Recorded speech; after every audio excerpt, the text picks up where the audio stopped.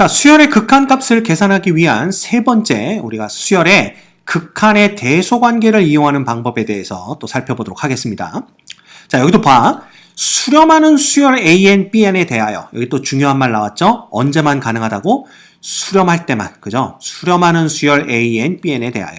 그러니까 둘 다, AN은 알파로 수렴하고 BN은 베타로 수렴할 때만 가능한 일입니다.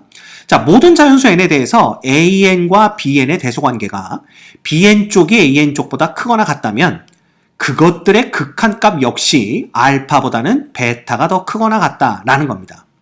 이건 당연히 어떻게 보면 당연한 일 같습니다. 그쵸? 그래서 요 밑에 예제를 보면요. AN은 n분의 1이고 BN은 1 플러스 n분의 1입니다. 그죠? 자, n분의 1보다는 n분의 1에다가 1을 더한 놈이 당연히 1만큼 더 클 거 아니야. 그러니까 이 얘기는 결국 AN이 BN보다는 작다. 요걸 나타내는 겁니다. 근데 얘네들의 극한을 보면요. n이 무한대로 가면 그냥 얘는 뭐 되는 거야? 얘는 그냥 0으로 수렴하는 거 우리가 알 수가 있고요. 자, 마찬가지로 얘도 0으로 수렴하지만 요놈은 1로 수렴하기 때문에 둘을 더해서 이쪽은 1로 수렴하는 걸 볼 수가 있습니다. 따라서 이 극한값 자체들도요. 리미트 AN은 0이고 리미트 BN은 1이기 때문에 AN보다는 BN이 더 크다라는 걸 우리가 알 수가 있는 거죠. 그죠? 네. 리미트 AN보다는 리미트 BN이 더 크다라는 걸 알 수가 있는 거죠. 그래서 이건 어떻게 보면요. 상식적으로 너무나 당연한 결과가 됩니다. 그렇죠? 그런데 한 가지 조심해야 될 게 있어요. 그 조심해야 될 게가 뭐냐 하면요. 바로 이겁니다. 여기서 중요한 내용이 봐. AN과 BN 사이에는 BN이 더 크다. 요렇게 등호가 없이 BN이 더 크다라고 할지라도 그것들의 극한값은 서로 같아질 수 있음에 주의해야 한다라고 나오고 있습니다. 이거 상당히 중요한 내용입니다. 그래서 수열의 일반항들만 봤을 때는 BN 쪽이 더 크지만 그것들의 극한은 두 개의 극한값이 서로 같아질 수도 있다는 걸 여러분들이 꼭 알고 계셔야 된다라는 거예요. 자, 예를 들면 간단한 예를 하나 들어줄게요. 그죠? 예를 들면 1-n분의 1과 1 플러스 n분의 1을 봅시다. 그렇죠? 얘는 뭐예요? 당연히 이쪽이 크겠죠.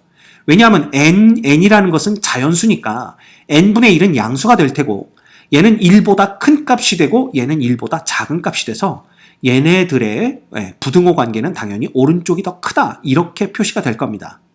자, 그런데 여기서 n이 무한대로 가게 되면 얘도 0으로 수렴하게 되고요. n분의 1도 0으로 수렴하기 때문에 이 전체의 수렴값, 즉 극한값은 1, 얘도 1 이렇게 되는 거죠. 그래서 이 둘의 극한값이 서로 같아지는 그죠? 기이한 현상이 발생을 합니다. 이 경우를 꼭 알고 있어야 된다라는 겁니다. 이게 왜 그러냐면 봐, 아까 뭐라 그랬어? 이 리미트의 의미라는 것은 AN이 어떤 값이 된다가 아니라 어떤 값으로 한없이 가까워지고 있다는 뜻이 됩니다. 역시 여기서도 리미트의 의미는 어떤 값으로 한없이 가까워지고 있다라는 의미가 되고요. 그래서 이 둘이 같다라는 것은 이 AN과 BN의 값이 같아졌다라는 게 아니라 AN과 BN이 n이 무한대로 갈 때 다가가는 값이 서로 같다라는 걸 의미하게 되는 거죠. 그래서 여기 보시면 n분의 1이 0으로 수렴하잖아요. 근데 1 빼기 n분의 1은 1보다 작지만 1에 엄청 가까운 수가 되고요. 이쪽은 1보다 크지만 1에 엄청 가까운 수가 됩니다. 그래서 이쪽은 아무리 n이 커져도 이건 1보다 큰 수, 이쪽은 1보다 작은 수지만 결국 n이 무한대로 갈 적에 얘는 1보다 큰 쪽에서 1로 다가오게 되고요. 얘는 1보다 작은 쪽에서 1로 다가오게 됩니다. 즉, 다가오게 되는 두 수 1은 서로 똑같다라는 거죠. 그래서 기억하셔야 됩니다.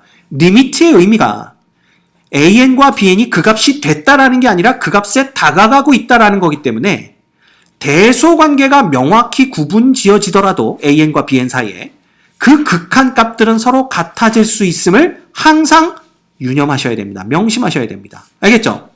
그래서 여기 교과서에 주어진 요 예제들도 보면 n 플러스 1분의 1과 n분의 1 중에는 당연히 n분의 1이 더 큽니다. 왜냐하면 분모가 이쪽이 더 작기 때문에. 그렇죠. 그렇지만 봐라. n이 무한대로 가게 되면 어떻게 돼요? 얘도 0 되고 얘도 0이니까 둘의 극한값은 모두 다 0이라서 둘의 극한값이 서로 같아지는 걸 확인할 수가 있습니다. 이거 상당히 중요한 내용입니다. 꼭 기억하셔야 돼요. 이것 때문에 진유형 문제들 있죠. 다음 중 옳은 거 다 골라라. 그죠? 이런 거에서 이것 때문에 틀리는 경우가 상당히 많습니다. 꼭 기억하세요.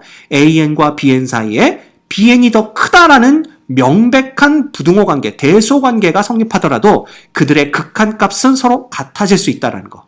알겠죠? 오케이. 자, 그 다음 두 번째 보시면요.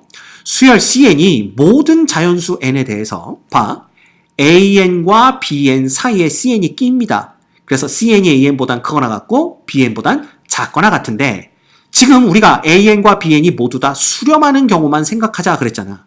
근데 그 극한값 알파와 베타가 서로 같다라면 즉 이 AN과 BN이 서로 같은 값을 향해서 다가가고 있다면 n이 커질 때 결국 중간에 낀 이 CN도 알파를 향해 다가가게 될 거다라는 겁니다.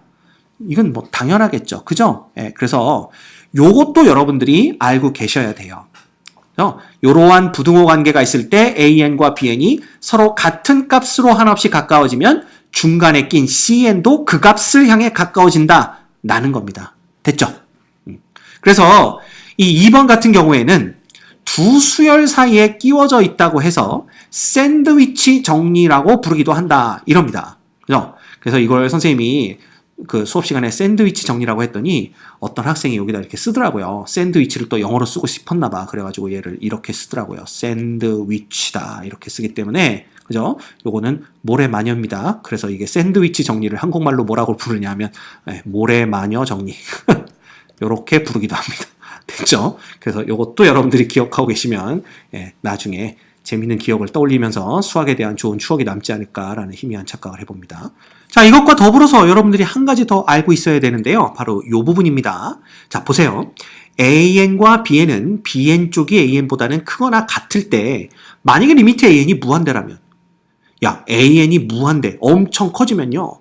그거보다 더 큰 수열 BN은 당연히 무한대로 가겠죠. 그죠? 이거는 우리가 상식 수준에서 생각할 수 있는 내용입니다. 그 다음 봐라. AN과 BN이 AN 쪽이 더 작거나 같은데 BN이 더 큰 쪽도 음의 무한대로 간다면 당연히 그거보다 더 작은 AN도 음의 무한대로 가게 될 거다라는 것도 역시 상식 수준에서 알 수가 있는 것이겠죠. 됐죠? 그래서 우리가 이렇게 살펴봤습니다. 그래서 이 살펴본 내용들을 가지고 간단하게 확인을 한번 해볼까요? 보자. 세 수열 AN, BN, CN의 극한에 대한 다음의 명제의 참거짓을 판별하시오 라고 했습니다. 자, 볼까요? AN보다 BN이 크거나 같을 때 리미트 AN이 알파이고 리미트 BN이 3이면 당연히 그죠? 이건 당연히 성립합니다. 부등호 관계가 이렇게 성립할 때 둘 다 수렴하면 수렴값들, 즉 극한값들의 부등호 관계도 이렇게 성립하는 거죠. 그죠? 얘는 참입니다. 됐습니까? 2번 AN보다는 BN이 더 클 때 리미트 AN이 0이고 리미트 BN이 베타이면 0보다는 베타가 더 크다. 이거는 거짓이죠. 왜? 부등호 관계가 명확하더라도 즉 BN 쪽이 더 크더라도 그들의 극한값은 서로 같아질 수 있다. 이거 중요하다고 몇 번을 강조했습니다. 얘는 거짓입니다. 됐죠? 세 번째, 0과 AN과 BN 사이의 대소관계가 이루어질 때 리미트 BN이 0이면 그죠? 그럼 봐라. AN이 0과 BN 사이에 끼었어. 그런데 n이 무한대로 가면 당연히 0도 0으로 수렴하고 지금 BN도 0으로 수렴하니까 둘 사이에 끼어있는 AN도 0으로 수렴하게 되겠죠. 이거 참입니다.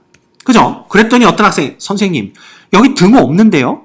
근데 어떻게 리미트 AN이 0이라고 말할 수 있죠?